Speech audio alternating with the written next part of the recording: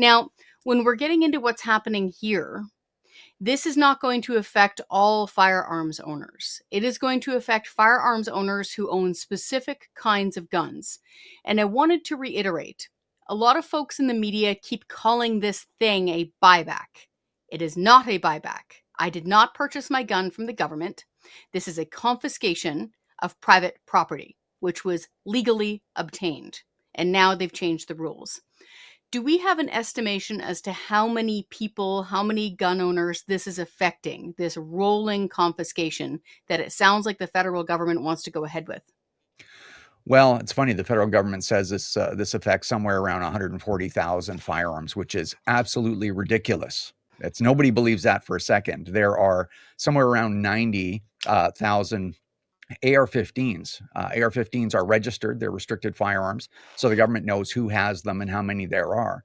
And so, for them to say after all of these successive bans and all of the bans via variant status from the RCMP, that somehow the total number of affected firearms is 140,000 is ridiculous. It's probably, nobody knows for sure, because the overwhelming majority of these firearms are unregistered. The government doesn't know who has them or where they are or how many there are. But we think there should be somewhere maybe between 500,000, 800,000, maybe up to over 1 million. So it's a lot of guns. Based on my experience and the family I have, that feels about right. Right? If Yeah. you start thinking about who among my family has certain kinds of firearms legally obtained, and then you kind of work out the ratio, that feels about right. Now, the Canadian Taxpayers Federation, we're right there with you. So we are fighting against this gun confiscation.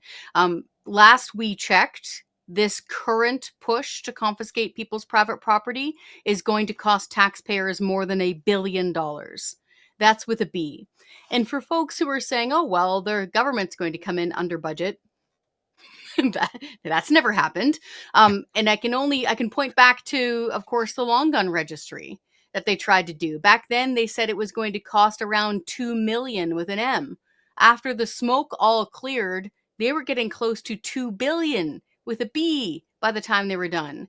And it didn't make Canadians safer.